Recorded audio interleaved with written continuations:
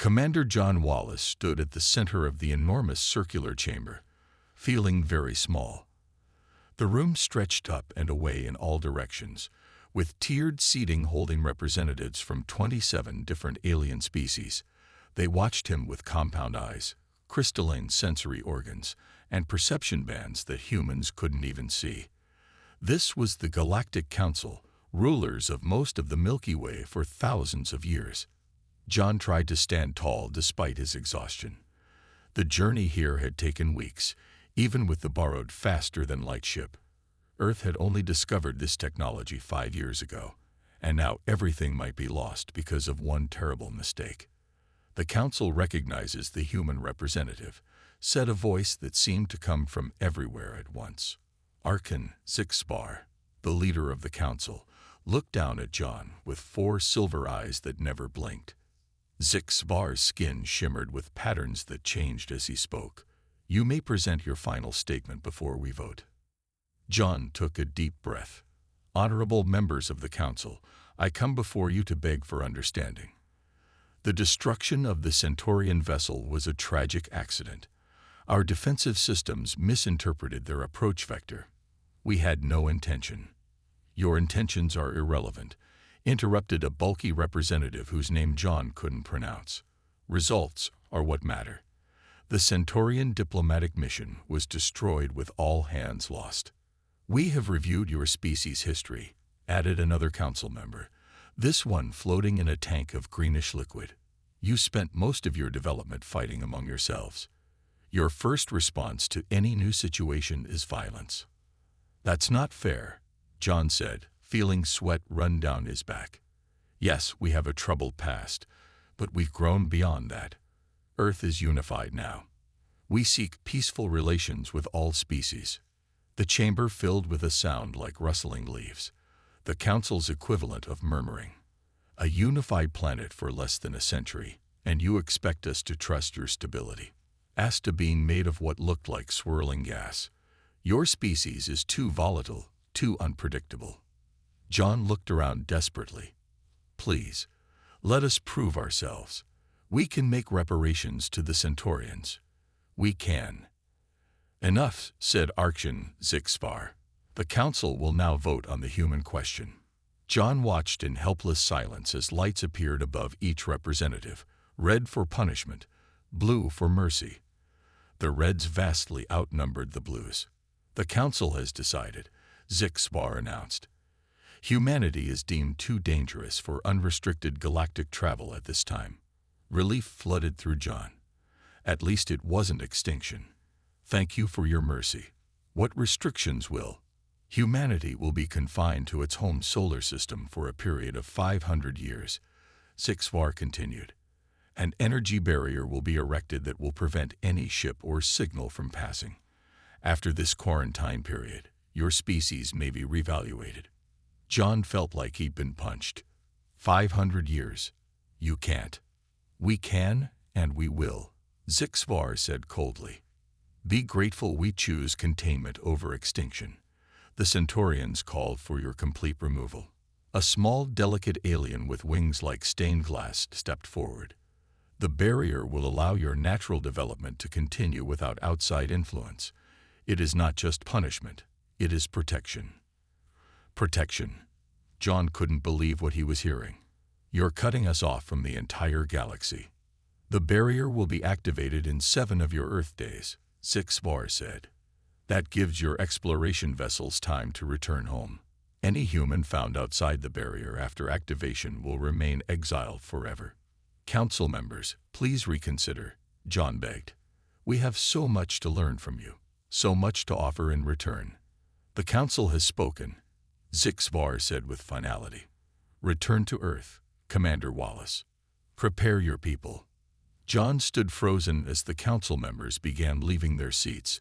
A security escort approached to take him back to his borrowed ship. As he turned to leave, Archon Zixbar spoke again. For what it's worth, Commander, not all of us believe this is the right decision, but Council law must be upheld. John looked back at the Archon. You've made a mistake today. Humanity will not forget this. 500 years is a long time for your species, Zixbar replied. Perhaps you will. But as John was led away, he knew the Archon was wrong. Humanity wouldn't forget this judgment. And somehow, they would survive it. 20 years had passed since the Galactic Council sealed Earth behind the energy barrier. The world Dr. Lisa Morgan knew had changed completely. She stood at the wide window of her lab on the lunar base, looking at the blue sphere of Earth.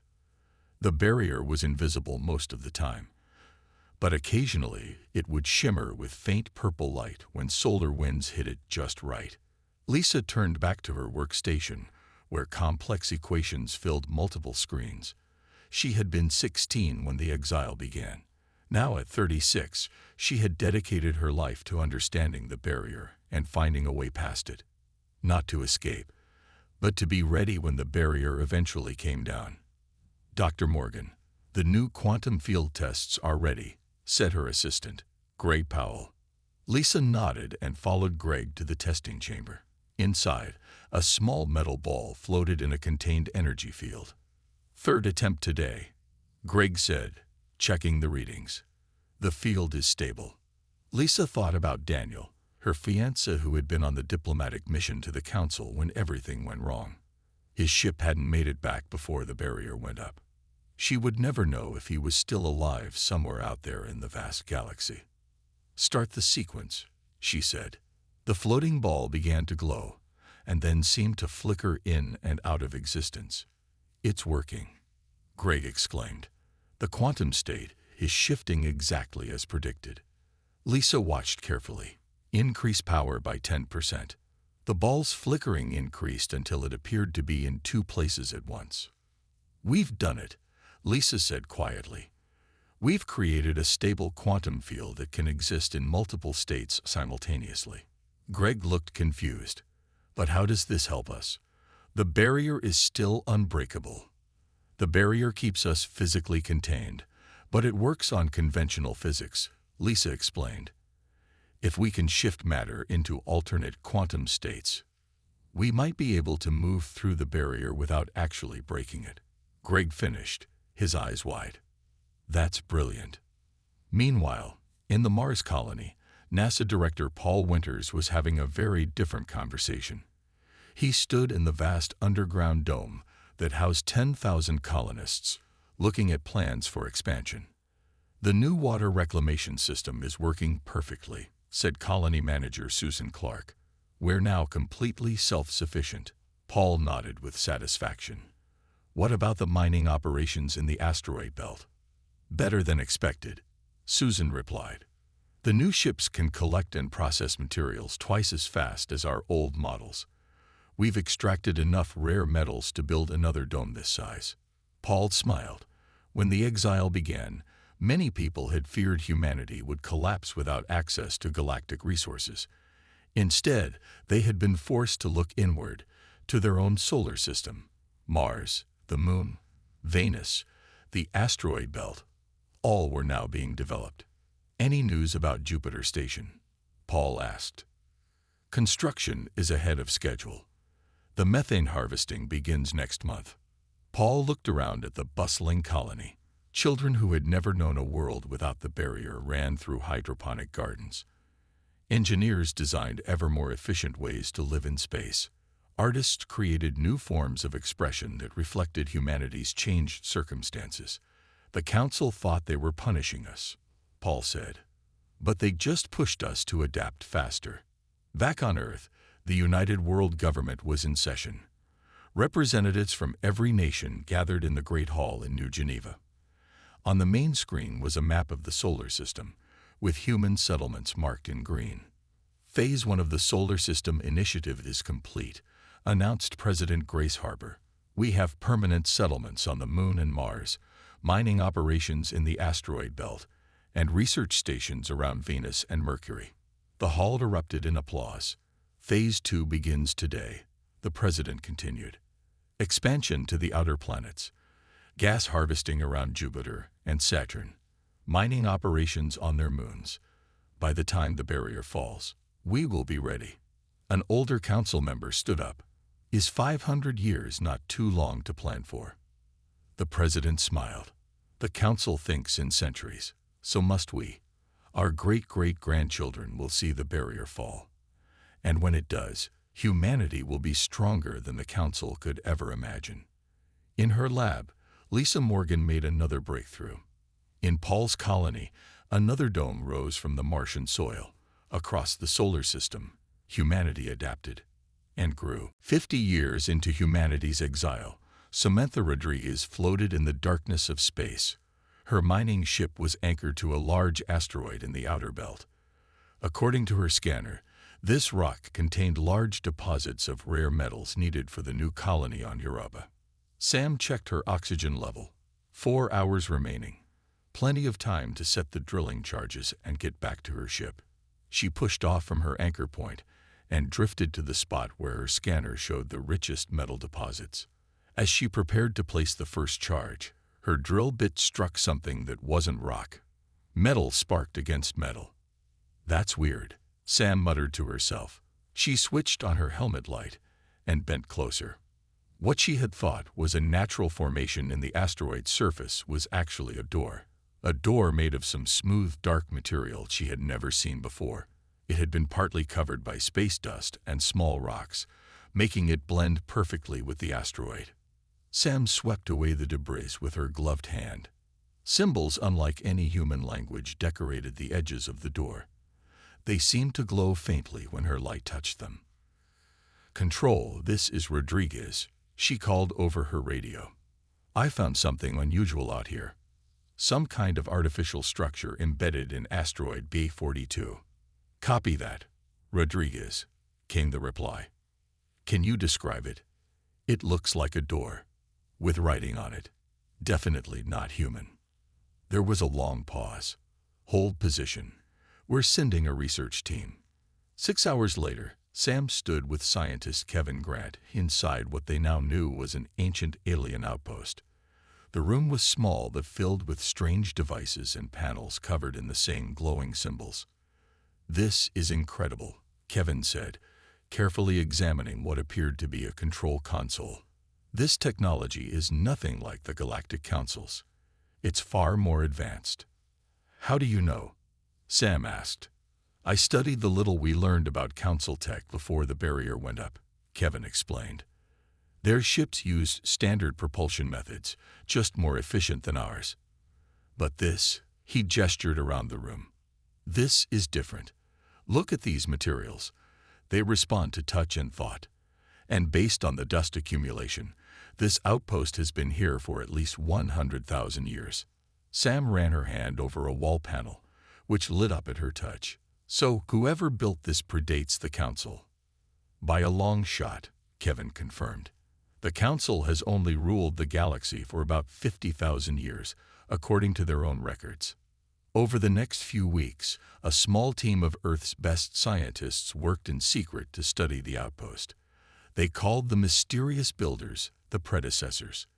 The government decided to keep the discovery hidden from the general public to prevent panic or false hope. Kevin spent days translating the strange symbols using advanced computer algorithms. "It's not just a language," he told Sam one evening as they worked late. "It's a mathematical code. Each symbol represents a concept rather than a word." "Have you figured out what this place was for?" Sam asked. Kevin nodded excitedly. It was a monitoring station. The predecessors were watching the early development of intelligent life in this sector of the galaxy, including Earth. "But the most important discovery is this," Kevin continued, leading Sam to a small chamber they hadn't entered before. Inside was a device shaped like a sphere, suspended in the center of the room. "What is it?" Sam asked. "Based on the translations, it's a map and a key." Kevin touched the sphere, which expanded into a three-dimensional display of the galaxy. Certain paths between stars glowed brighter than others. "These are travel routes," Kevin explained, "but not the hyperspace lanes the Council uses. These are something completely different, phase routes, according to the translation. The predecessors developed a way to travel that the Council either doesn't know about or doesn't use." Sam stared at the glowing map. "If we could figure out how to use these routes, we could potentially bypass the barrier," Kevin finished. But it would take years, maybe decades, to understand this technology. Sam looked at the alien map with new determination. Then we better get started. As they left the outpost that day, Sam made a decision. She would devote the rest of her life to understanding this discovery. The predecessors had left humanity a gift, a potential way to rejoin the galaxy on their own terms. And the Galactic Council would never see it coming. 100 years had passed since the energy barrier was placed around Earth's solar system. The home of humanity was now barely recognizable. Earth itself had become a unified planet with great cities that reached to the sky. The Moon hosted research bases and universities. Mars had several large colonies under massive domes. Mining operations dotted the asteroid belt.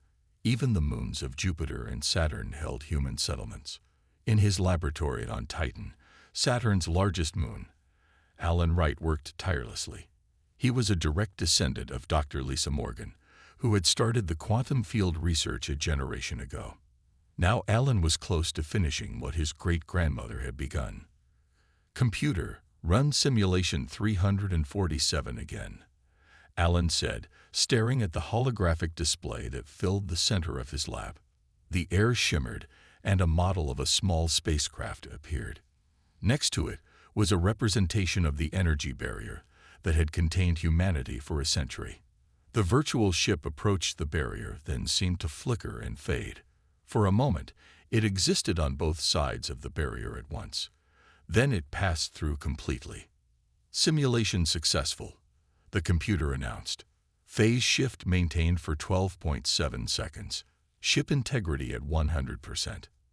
Alan smiled. After decades of research building on his great-grandmother's work, he had done it. The theory was sound. Now they needed to test it with a real ship.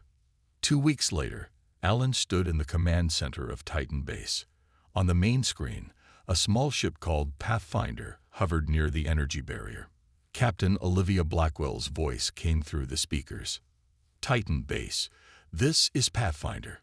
All systems are green. Ready to begin phase shift test." Alan took a deep breath. "Captain Blackwell, you understand the risks. We've never tested this technology on a manned vessel before." "I volunteered for this mission, Dr. Wright," Olivia replied calmly. "If there's even a chance we can break through the Council's barrier, it's worth any risk." Alan nodded to his team. "Begin countdown for phase shift." The room fell silent as the computer counted down from 10. When it reached 0, Alan activated the device he had spent his life creating. On the screen, the Pathfinder began to shimmer. Its outline became blurry, as if the ship existed in multiple places at once. Then, slowly, it moved forward and passed through the barrier as if it wasn't there. The command center erupted in cheers. Alan stared at the screen, hardly daring to believe it had worked. "Pathfinder to Titan Base." Olivia's voice came through after a tense moment of silence. "Phase shift successful. We are outside the barrier. I repeat, we are outside the barrier." Alan closed his eyes, overwhelmed with emotion. "Captain, how far can you go?" "The phase shift is stable," Olivia reported. "But I recommend a short test for this first mission. I'll go 1 light minute out, then return." An hour later, the Pathfinder had safely returned, passing back through the barrier using the same phase shift technology. When Olivia stepped off her ship, she was met with a hero's welcome. She handed Alan a small device. "I recorded everything out there," she said. "There's no sign that the Council has any monitoring systems near our barrier. As far as they know, we're still safely contained." The news of the successful test spread quickly through the solar system's leadership. Within days, the World Council met on Earth to discuss what this breakthrough meant. President Eric Daniels addressed the gathered leaders. "For the first time in a century, we have a way past the barrier. The question is, what do we do with this ability?" Some argued for immediate action, to announce humanity's freedom to the galaxy. Others called for caution. Admiral Sophia Lee stood to speak. "The Council exiled us because they thought we were dangerous and unpredictable. If we simply burst out of our cage now, we'll only confirm their fears. She pointed to a map of nearby star systems. I propose a different approach. We send small, stealthy ships out to observe. We learn about the current state of the galaxy before we reveal ourselves. The council debated through the night. By morning, they had reached a decision. Humanity would not announce their breakthrough. Instead, they would secretly explore beyond the barrier, gathering intelligence and preparing for the day when they would finally return to the galactic stage. As the meeting ended, Alan Wright looked out at the rings of Saturn visible through the base's viewport. His great-grandmother had started them on this path. Now humanity had taken its first step back to the stars. 200 years had passed since the Galactic Council exiled humanity. For the past century, Earth had been sending stealth ships beyond the barrier. These ships, using phase shift technology, were invisible to most scanning systems. They moved through the galaxy like ghosts, watching and learning. Lieutenant Commander Chris Daniels sat in the captain's chair of the reconnaissance vessel, Spectre. His ship had been outside the barrier for nearly 3 years, visiting dozens of star systems. The Spectre was small but advanced, with technology far beyond what Earth had possessed when the exile began. "Status report," Chris said, looking at his crew of 12 specialists. "We're holding position behind the moon of Galdor Prime," his first officer, Natalie Ward, replied. "The hegemony warships haven't detected us." Chris nodded and turned his attention to the main screen. It showed 5 large warships orbiting a green and blue planet. The ships were firing weapons at the surface. "How long has the bombardment been going on?" he asked. 3 days, said Communications Officer Ben Harris.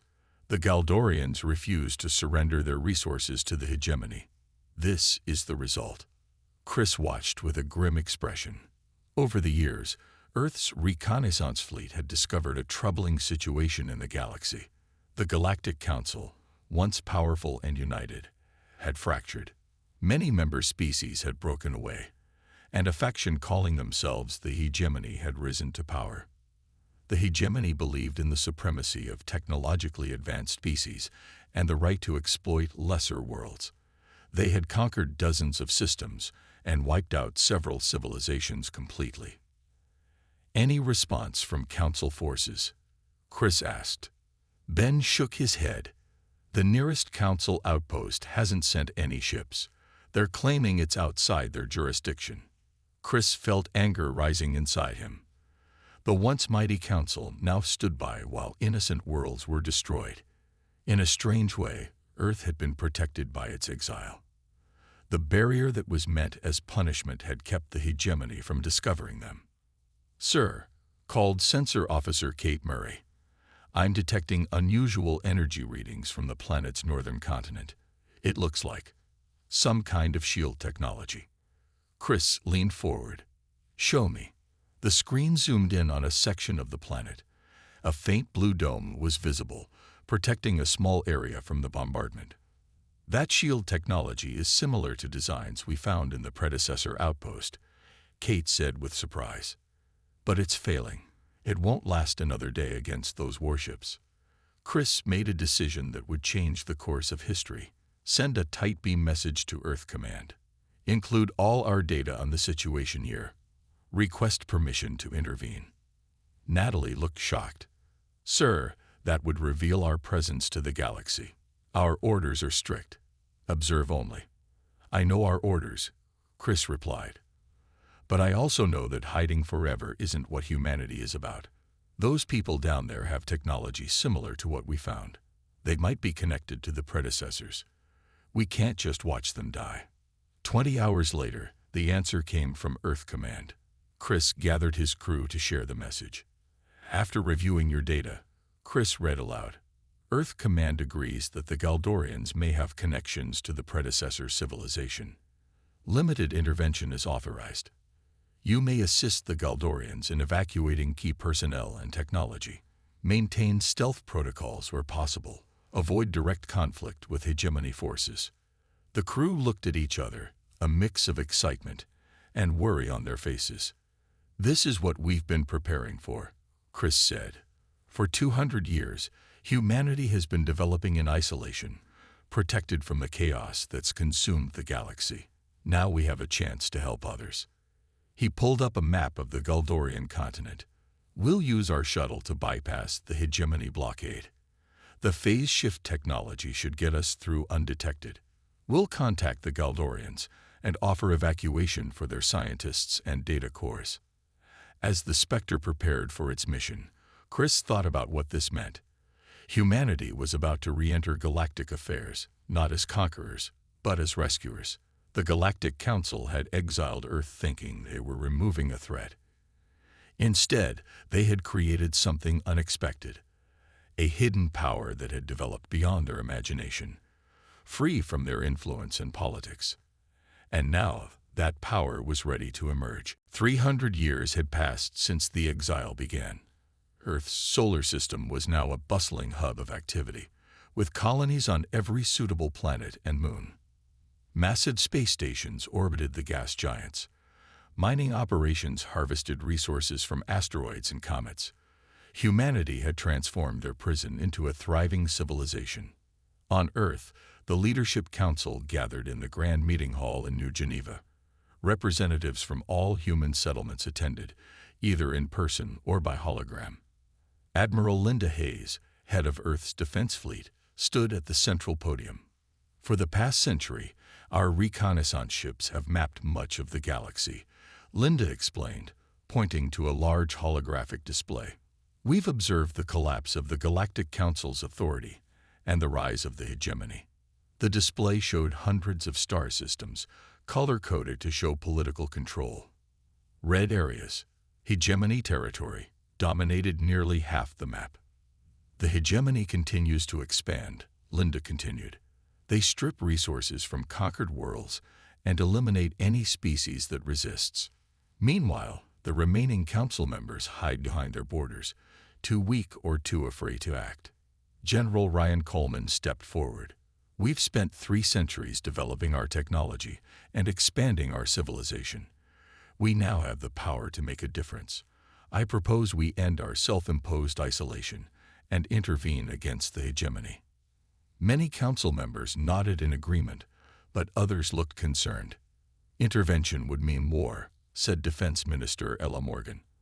Are we ready to sacrifice human lives for alien species we barely know? The debate continued for hours. Some argued for continued isolation and development. Others pushed for immediate action to stop the hegemony's expansion. As the argument reached its peak, an urgent message interrupted the meeting. Chief of Security Frank Williams appeared on the main screen. Council members, we have a situation, Frank reported. A ship just crashed through a weak point in the barrier near Jupiter. It's badly damaged, but appears to be a refugee vessel. Silence fell over the meeting hall. Survivors? Asked President Julia Reeves. Yes, Frank replied. We've recovered 12 individuals. They're being transported to the Jupiter Medical Station now. 2 days later, the council reconvened. This time, they were joined by an unexpected guest, a tall, slender alien with pale blue skin and 4 arms. He called himself Ambassador Krell of the Thraxi people. I thank you for saving my crew, Krell said, his translator converting his melodic language to English. We did not intend to violate your isolation. We were fleeing hegemony forces when our drive systems failed. Linda Hayes stepped forward. The barrier was supposed to be impenetrable. How did you break through? The barrier is weakening, Krell explained. It was designed to last 500 years. As it ages, thin spots are developing. Our damaged ship happened to drift through one by chance. This news shocked the council. The barrier that had protected them was beginning to fail, 100 years ahead of schedule. Tell us about the hegemony, President Reeves asked. Why were they chasing you? Krell's large eyes showed sadness. The Thraxi refused to surrender our homeworld to hegemony mining operations. In response, they destroyed our largest cities and hunted our ships across 3 star systems. My vessel carried the last of our scientific council and our historical archives. He looked around at the human leaders. We had hoped to find sanctuary in the old Council territories, but those borders are shrinking daily. The hegemony grows stronger while the Council weakens. Many species once protected by Council laws are now being systematically destroyed. The room fell silent as the implications became clear. The galaxy outside was in chaos, and that chaos would eventually reach Earth as the barrier continued to weaken. President Reeves spoke first. Ambassador Krell, I believe your arrival is a turning point for humanity. We've been watching the galaxy from hiding for too long. She turned to face the Council. The debate is over. Earth will no longer stand by while innocent civilizations are destroyed. We will use our technology and resources to help those the Council has abandoned. Admiral Hayes nodded in agreement. We've spent 3 centuries preparing. Now we know our purpose. Humanity will emerge from exile, not as conquerors, but as protectors. And so, with the help of Ambassador Krell and the Thraxi survivors, Earth began to establish contact with resistance movements across the galaxy. Using predecessor technology, they created secure communication channels that the hegemony couldn't detect. The foundation for an alliance was formed, one that would eventually challenge the hegemony's dominance and fulfill humanity's unexpected destiny. 400 years had passed since the Galactic Council erected the barrier around Earth's solar system. The barrier, once solid and impenetrable, now flickered and wavered in places. Earth scientists estimated it would fail completely within the next 100 years. Right on schedule for the 500-year sentence the Council had given humanity. But humanity wasn't waiting for the barrier to fall completely. For the past century, their phase-shift ships had traveled throughout the galaxy, making contact with species oppressed by the hegemony and building a secret alliance of resistance. Admiral Peter Jackson stood on the bridge of the Earth Defense Fleet flagship Defender. Through the view screen, he watched as the hegemony scouting fleet approached the barrier. 6 large warships, bristling with weapons, moved slowly toward Earth's solar system. They've detected the barrier's weakness, said First Officer Carol Martinez. Just as we predicted. Peter nodded. Are all ships in position? Yes, Admiral. 30 vessels in stealth mode, surrounding the entry point. For years, Earth had known this day would come. As the barrier weakened, it produced energy fluctuations that could be detected by advanced sensors. The hegemony, always looking for new worlds to conquer, would inevitably investigate. The lead hegemony ship reached the barrier and paused. Energy beams shot out from its bow, probing the flickering section of the barrier. Slowly, it pushed through, creating a hole large enough for the other ships to follow. They're inside our system, Carol reported, moving toward Jupiter's orbit. Peter took a deep breath. This would be humanity's first direct confrontation with hegemony. After centuries of preparation, it was time to show the galaxy what humans were capable of. Send the signal, he ordered. Across the solar system, hidden defense platforms activated. On Earth and Mars, massive shield generators came online, protecting the planets from attack. The trap was set. The lead hegemony ship activated its communication array. A harsh voice echoed across all frequencies. Unknown civilization, this is Commander Vrax of the Hegemony Defense Force. Your system is now under hegemony control. Surrender all resources and technology immediately. Peter stepped forward. This is Admiral Peter Jackson of Earth. The Sol system is protected territory. Leave immediately or face the consequences. There was a pause, then laughter came through the speakers. Earth, the primitive world exiled by the Council centuries ago. Your threats are meaningless. Our scans show your technology is barely advanced enough for system travel. What the hegemony didn't know was that Earth ships were equipped with technology that masked their true capabilities. The scans showed only what humans wanted them to see. Final warning, Peter said calmly. Leave our space, or we will remove you. The hegemony ships spread out in attack formation, energy weapons charged, targeting what they thought were Earth's vulnerable colonies on Jupiter's moons. All ships, execute phase shift now. Peter commanded. Around the hegemony fleet, 30 Earth vessels suddenly appeared, having shifted from their stealth mode. Before the hegemony could react, the Earth ships fired specialized weapons, not to destroy, but to disable. Pulses of energy washed over the hegemony vessels, shutting down their propulsion and weapon systems. In less than 2 minutes, the entire enemy fleet floated powerless in space. All hegemony ships have been neutralized, Carol reported. No casualties on either side. Peter nodded with satisfaction. Begin boarding operations. I want prisoners treated well. Hours later, Peter stood before the captured hegemony commanders in the Defenders' conference room. The aliens stared at him with a mixture of anger and disbelief. Your phase shift technology is impossible, Commander Vrax growled. No species has such capabilities. Many things are possible when you're left alone to develop for 4 centuries, Peter replied. The Council thought they were punishing us with isolation. Instead, they gave us the greatest gift, freedom to grow without their limits and politics. Peter activated a holographic display showing the full extent of Earth's fleet and settlements throughout the solar system. The hegemony officer's eyes widened. You have a choice, Peter told them. Return to your leaders with knowledge of our power and capabilities.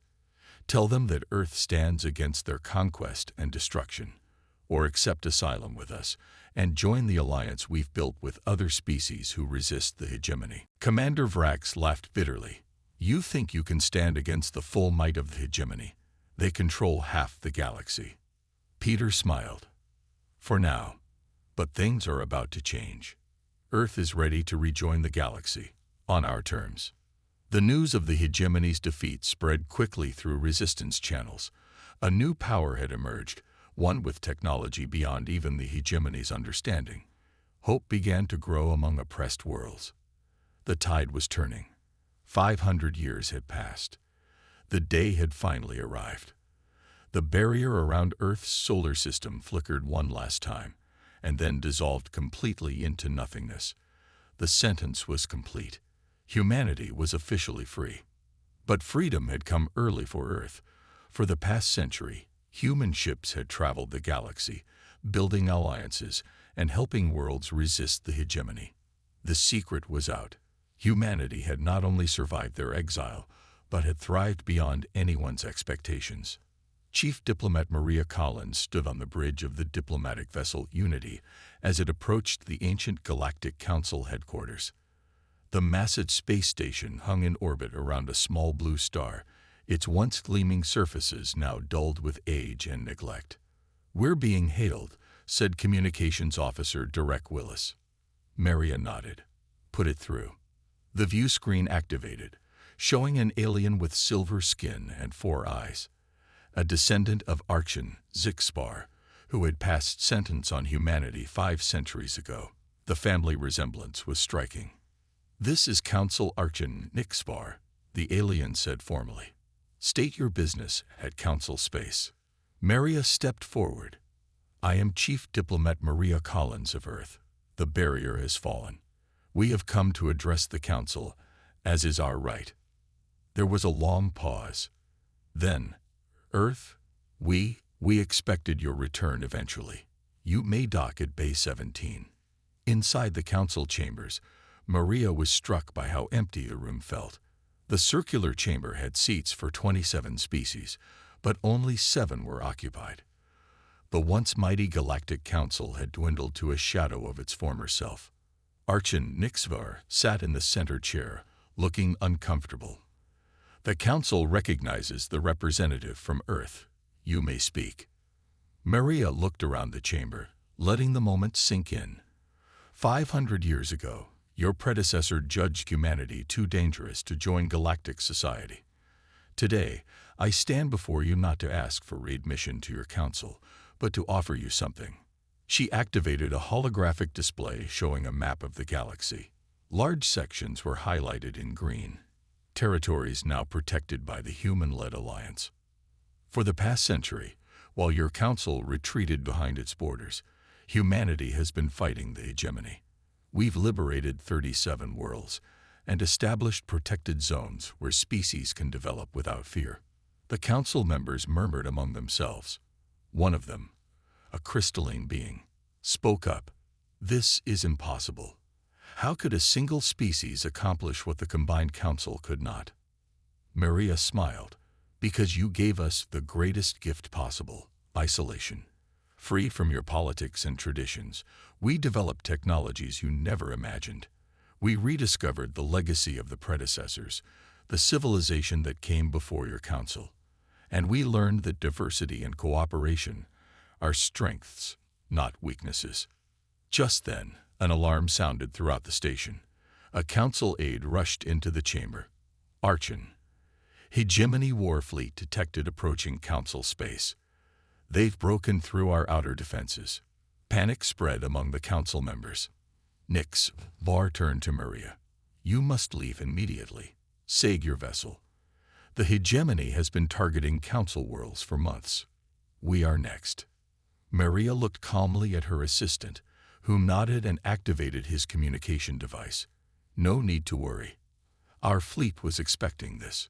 On the main view screen, dozens of Earth Alliance ships suddenly appeared around the council station, having dropped their phase shift cloaking. The Hegemony fleet, surprised by their appearance, halted its advance. "The choice is yours, Archon," Maria said. "The council tried to contain humanity because you feared what we might become. Now the Hegemony threatens to destroy you completely. We offer protection and alliance, not as subjects of your council, but as equals." Nixvar stared at the screen showing Earth's fleet holding the Hegemony at bay. After a moment, he bowed his head. "The irony is not lost on me, Diplomat Collins. The species we exiled has returned as our savior." "Not saviors," Maria corrected. "Partners. 500 years ago, you judged humanity too dangerous to join your galactic community. Today, we invite you to join ours instead." As Nixvar formally accepted humanity's offer of protection, Maria thought about the long journey that had brought them here. The barrier meant to contain humanity had instead created exactly what the galaxy needed, a species that had developed in isolation, free from the Council's stagnant influence and the Hegemony's brutal doctrine. The Galactic Council's greatest mistake had been thinking they were protecting the galaxy from humanity, when in fact, they were nurturing humanity to become the galaxy's greatest hope.